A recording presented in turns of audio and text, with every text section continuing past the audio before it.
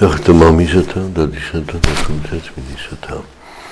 ჩვენ ვაგდეთ საუბარს სათა ისტორიაზე. ჩვენ ბოლოს განვიხილეთ ის მომენტი, როდესაც უკვე სარა სეყოლაშვილი უთოდეს ისააკი, რაც ნიშნავს სიცილს, ახსენეთ იმ ღიმილის სიცილის შინაგანი თუნდაც და არასწმენისგან იყო ერთი მხრივ და მეორე მხრივ არის სიხარული აღთქმის აღსრულებისა და ორი თქოს ესნაირი მოძრაობა, მაგრამ განსხვავებული მოტივაცია და ამიტომ ეს მასშტაბურად ეს სახელი წოდა ამ ახალ დაბოძულს მიწით კურთხევით და ღვთისგანგებით დაბოძულს ისააკს გამოგზავნებულს აბრაამის იმ აღთქმის ღმერთთან და აბრაამთან ხსელის მოვლენების შესახებ და როდესაც სარამ და შეამჩნია რომ ეს ისმაილი ანუ აგარისგან შობილი ამცირებს ან დასცინისას მასად იგდებს პატარა ისააკს და ის უბრალოდ მას ემორჩილება მას მან უთხრა აბრამსო ეს აგარი და მისი შვილი დასრულებენ მათი სახლიდან რომ აღთქმის შვილი არ შეიძლება აღიზარდოს ვიღაცის მორჩილებაში, მონობაში, ვისგან იყო ესე დამცირებული და შეურაცხყოფილი, ეს სრულად დაუშვებელია. მძიმე იყო აბრაამისი, როგორც ვთქვით, ეს გადაწყვეტილების მიღება, იმიტომ ისმაილიც მისი შვილი იყო. მაგრამ უფალმა უთხრა, რომ მოусმინოს სარას, სამართლიანი მისი მოთხოვნა და უთხრა მეც აბრაამს სასტიკი ნუ ეჩნება ეს სიტყვა რამეთო მხევის შესახებ რომ რასაც სიტყვის სარა უნდა შეისმოს და შეასრულოსო ერთის ხილჩემ ხედავთ რომ არის შემთხვევათაც ცოლი მორჩილებას იჩენს ქრის მიმართ და იზრუნავს და ქრის პრობლემა თუ ხარება გაითავისოს და თავის გარკვეულ მხრიდან შეპირშეციროს, როდესაც არ დაეთანხმა რომ ხელის გაყოლდაშვილი, ხოლო როდესაც აღთქმისშვილი გამოჩნდა, უცებ არა უპირატესი აღთქმისშვილია და ეს უპირატესი უნდა იყოს შენარჩუნებული და ის ხელის ანუ სახურის შვილი მაინც მას სხვა მისია აქვს და სახლი უნდა წავიდეს. და აბრაამს გახავს ცეგი აგარი და მისი შვილი და უსტეად აბრაამი განთესდა და აიღო პურები და წყლის თხიერი და მისცა აგარს და მას შეუშვა მხარზე ღრმა და გაუშვა ისინი და წავიდა და დაიბნა უდაბნოში ფიცის ჯასთან. დაიბნა, ნუ ხო უკვე დღე არის პაპანაკება სიცხისგან, შეიძლება დარდისგან, რომ მას ეგონა რომ ის იქნებოდა, გახდებოდა ქალბატონი ოჯახში უპირატესი, რადგან აბრაამს მისგან შვილი იყო და ეხლა ყველაფერი საპირისპიროს შებრუნდა, რომ სახურათა აღარ არის დატოვებული ამ სახლში და ასე განთავისუფლებულია ამისგან. და არის ისაც წავიდეს, ვისთან მივიდეს, შვილიანი ქალი, ვინ მიიღეს მას და დაიბნა უდაბნოში, თუმცა ახლოს იყო იმ ჭასთან, წყლიან ჭასთან, მაგრამ ვეღარ ხედავდა და თვითონ წყალიც გამოელიათ, რაც აბრაამმა გამოატანა მას იმ თხის ტყავისგან დამზადებული ტიკით. და იკლო წყალმა თხიერში და მიაგდო ღრმა ერთი ფიჭის ქვეშ და წავიდა ეს აგარი და დაჯდა მის პირდაპირ მოშორებით. და ახლოვით შვილის სასულზეო. რადგან თქვა არ ვნახო სიკვდილი ჩემი ღრმისა და დაჯდა მის წინ და შეყვირა ღრმამ დედას და ატირდაო.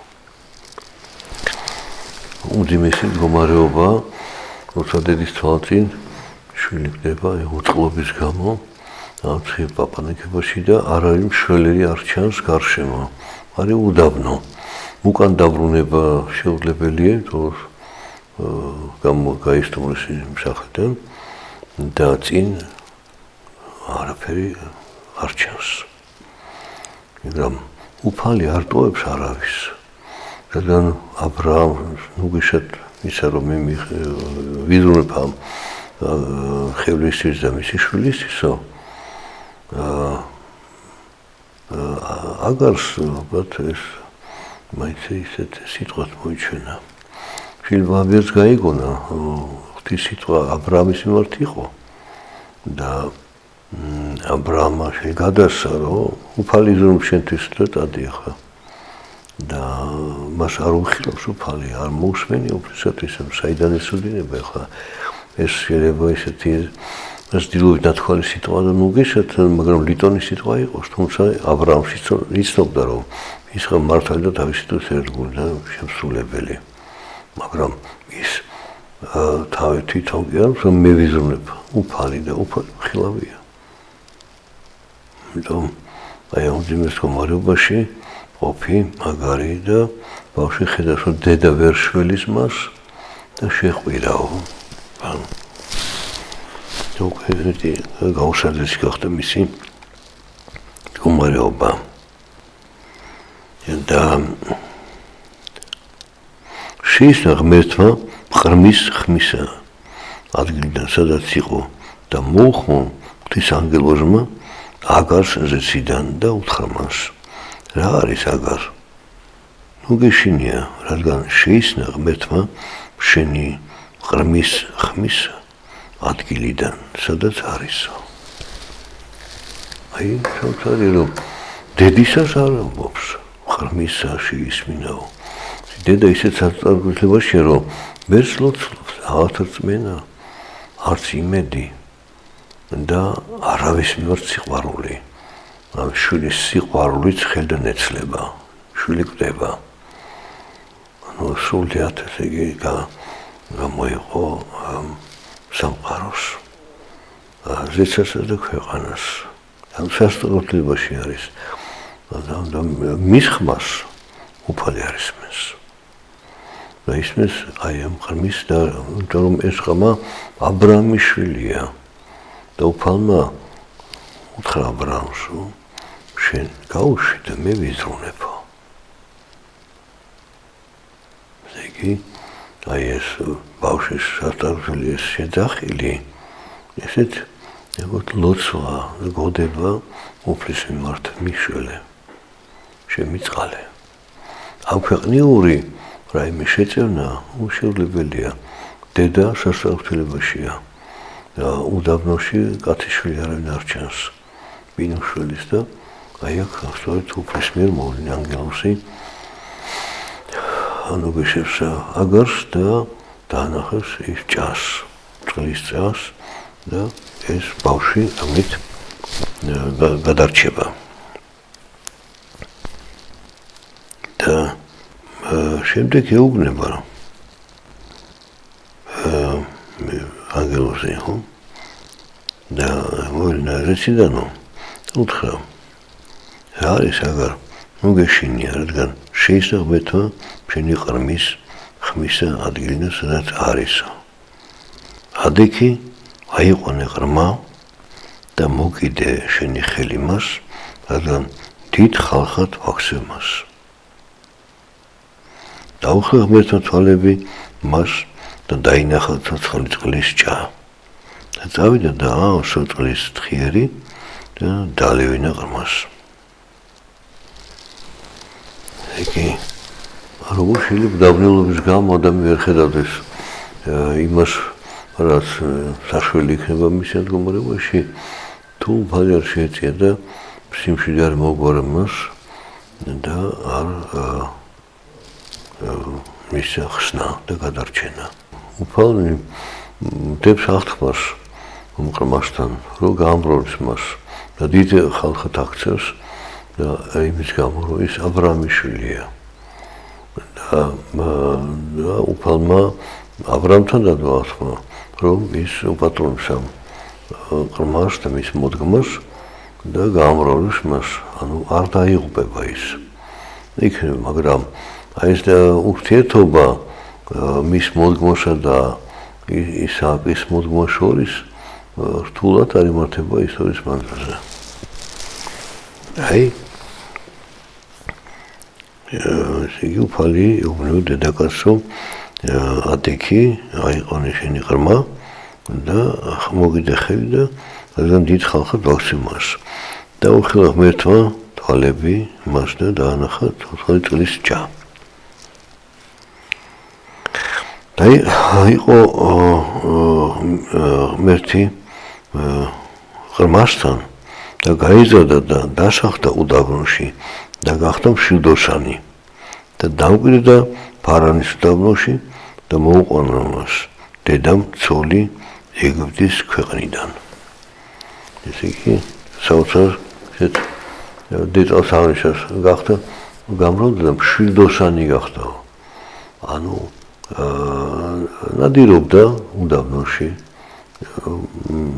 მიახლოება უდაბნოში ვერ დაიფარებია ტყეში ან ხეების უკან, ბუჩქების უკან ჩანს ადამიანი, თუმცა შორიდან შესაძლებელი იყო რაღაც მანძილიდან სროლა ისრისი და ამით იმ ნადირის მოპოვება საჭმელად თუ სჭირდებოდა, სხვა რამე საჭიროებისთვის თუ იყო. ან პირიქით თავის დაცვის მიზნით. ხო, და ეს ნიშნავს, რომ ის არა მარტო მონადირეა, არამედ მეომარიც არის. უკვე სხვადასხვა ხერხებს ფლობს თავის გადარჩენის და არსებობის ბრძოლის. და მრავალგამრავლდო, მაგრამ არის ერთი დეტალი, რომ აგარმა მოუყვანა მას ცოლად ის ეგვიპტიდან ქალი. თვითონ ეგვიპტიდან გამოყვა. სადაც იყო იქ თავიდანვე ეგვიპტეში აბრაამი და ეს მხევარი მაშინ ალბათ ახალგაზრდა იყო, შეიძლება სიჭაბუს ასაკში და დაიზარდა და იყო სარას მომსახურე მხევარი იყო. და ეხლა მას აღსურდა საიდანაც იყო წარმომავლობით და ეს ფარანის უდაბნო დღეს არის აღთმულ ქვეყანასა და ეგვიპტეს შორის არის ეს სინასთან ახლოს არის და აი იქ მოუყვანა ეგვიპტელი რომ ნადირობით შვილმა რაღაც შეიძლება ხალხი ქონება და გაყიდა ნადირები და შეიძლება ნუ ეს ჩვენ მოსაზრებას ვფიქრობთ რომ ცოლის მოყვანა გულისხმობდა რომ მას უნდა გამოსასყიდი მის ოჯახის საიდანაც მოიყვანდა იმ მასულს და იმას თავისი მზითი უნდა ქონოდა ასე ორმხრივად ზოგადად მომავალი ოჯახის საფუძვლისათვის და ანუ გამოდის რომ ისმაილი დიდით არის ეგვიპტელი მამით ებრაელია აბრაამის შვილია მაგრამ მისი მოდგმა უკვე მისი მეუღლე ისმაილის არის ეგვიპტელი ქალი ანუ ხდება გაორმაგება ამ გენეტიკური კოდის ეგვიპტური და ეს სხვაობა მნიშვნელოვანი არის ამ ერასა და მოდგმას შორის ხასიათით საზნაებრივად და გარეგნულადაც ვიზუალურად და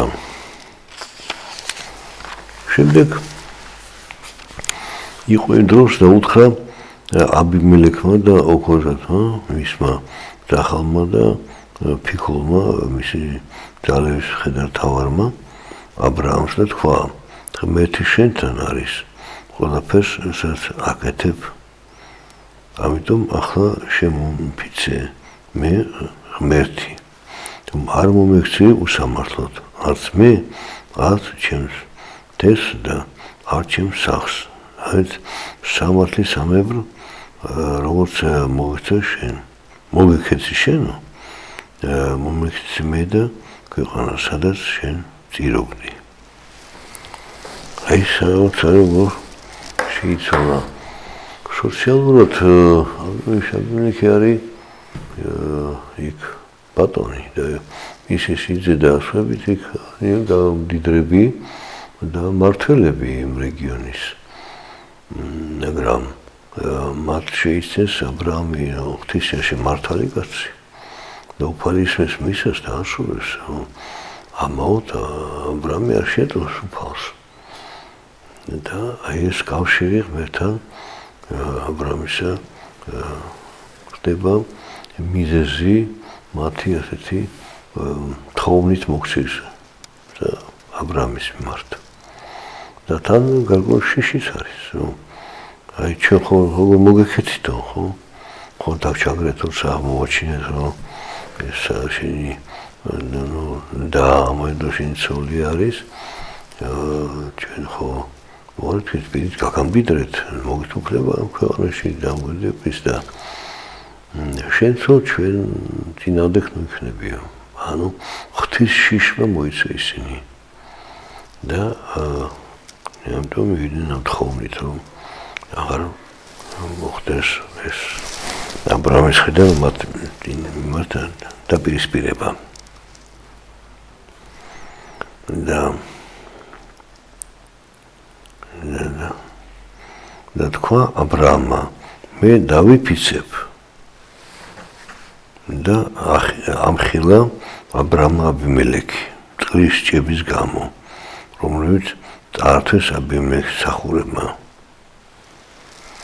აი რაზეც შეწუხდა აბიმელექი არა მარტო იმას რაც იქნებოდა არამედ დიდი მნიშვნელობა დაბნოში რომ წყლით მომარაგებას.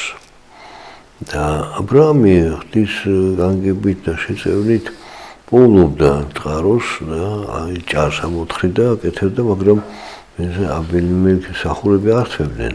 ან ქვებჩაყრიან და იქიდან წყლის ამოღება შეუძლებელი ხდებოდა, ახალ ჭამს მოითხარა, ან საერთოდ დაეტოვინეს ჭა მათთვის და იქ საქონლი აღარ უნდა მieყვანა მას დასარტყმლებლად. ამბობს რომ დაუთხა მას აბიმელექა არ ვიცი ვინ გააკეთა ეს საქმე, არც შენ მაუწყე მე, არც მე მსმინია დღემდე. და მიიყვანა აბრამა ცხრები და ხბოები და მისცა აბიმელექს და დადო ორიემ აღთქმა. აი როგორი რომ აბრამა არ იჩივლა. ანუ ისე უფალს დაუთმო ახშობილ სამართალი. თუმცა დადგა ჟამი ისე როგორც ადრე შეეშინა ღვთის გამოცხადებისას და დააბრუნა სარა, დაუბრუნა აბრამს. ეხლა აბიმელექს როგორც ჩანს ათანიშანი მიეცა თუ გამოცხადება და ღვთის შიშმა მოიცა იგი. რომ თუ ნაწყენი იქნება აბრაჩენზე და შეებედრება უფალმა შეისმოს, მერე ჩვენი საქმე ცუდ იქნება. და როდესაც აბრამა აბიმელექს თქვა დავდოთ ეს შეთანხმება ჩვენ შორის, მოვდა კი, მაგრამ შევხვდები რომ რატო ეს გამოცხადება იყო შენთვის, რომ შემავიწოვეთო მე. ჩემ ამ ხუჭებს მართვებდითო. შენი მსახურებიო. და ამიდან უკვე ფიცდებს აბიმელექი არა მარტო დასუნზე, არამედ მომავალთეს, რომ არავინ აღარ წართვეს მას ამ ისმე ამოთხილ ჭარს. და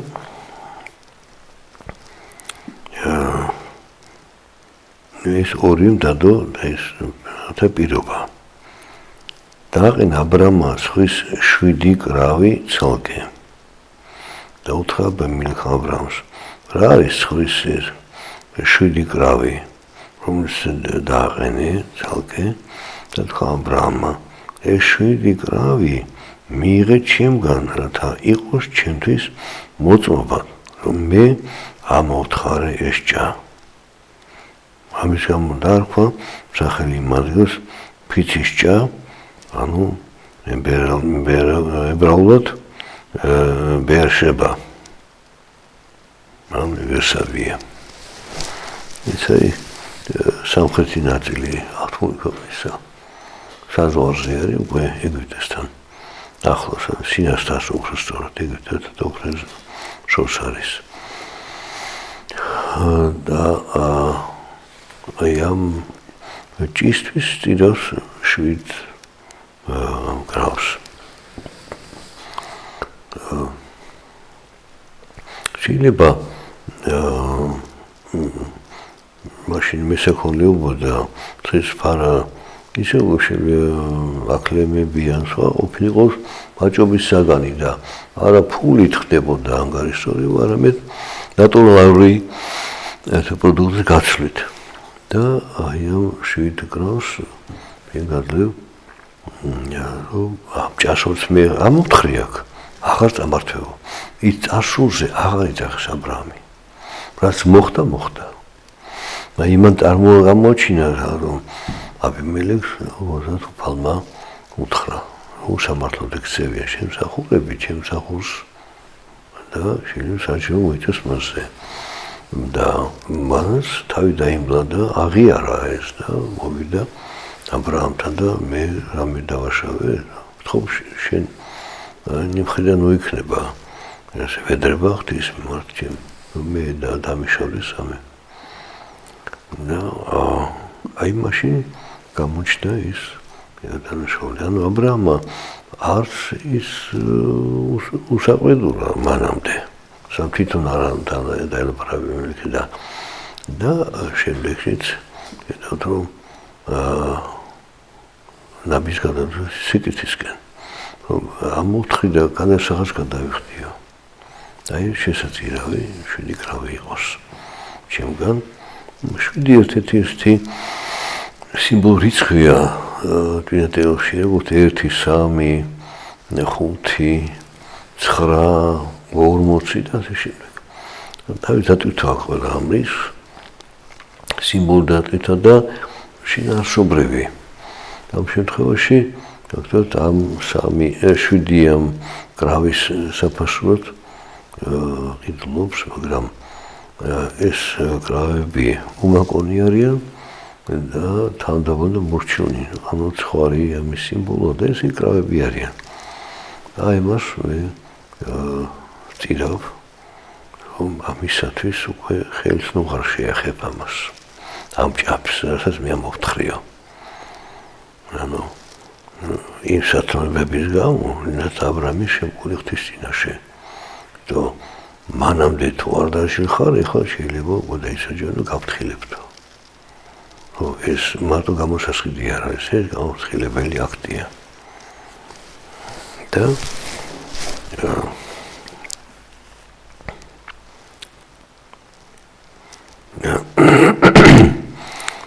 ამის გამო დაარქვა სახელმწიფოთვით ბეერშება.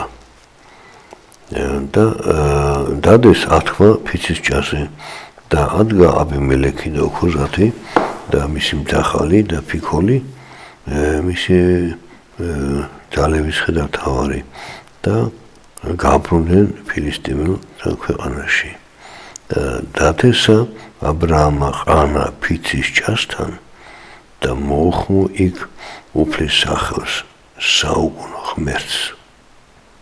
აი საოცარი რაც მოხდა, რომ ამ ფიცის ჭასთან რომელიც ეს აღთქმა და აბრაამმა და აბიმელექმა და ეს ორ მხრივად აქ დაამუშო მიწა. ანუ აბრაამი უკვე წირი აღარ არის სოფლისა. და ეს ქვეყანა უფლის მოცემულია, აღთქმული ქვეყანაა და ეს ქვეყანა მან უნდა დაამუშავოს. და აი როგორც დახრა დაამუშავა და დათესა იქ. რომ აიღოს მოსავალი. აი ეს თესლი რომელსაც იქ თესავს აბრაამი ეს არის ბერგში აღთქმა დადებული ღვთის მერთან და ღვთის აღთქმა დაცული აბრაამთან ხსენის მოვლენების შესახებ და ამიერიდან აბრაამი ხდება მკვიდრი ამ ქვეყნისა. ეს უკვე მისი ეს ქვეყანა და ქვეყანა რომელშიც ის აღთქმა საუკუნოვანი აღთქმა აღსრულდება ქრისტეს მოსვლით ქვეყანაზე. აი ამით ჩვენ დავასრულეთ ჩვენ დღევანდელ საუბარს და დაგემშვიდობებით. მერთა დაგვრჩათ.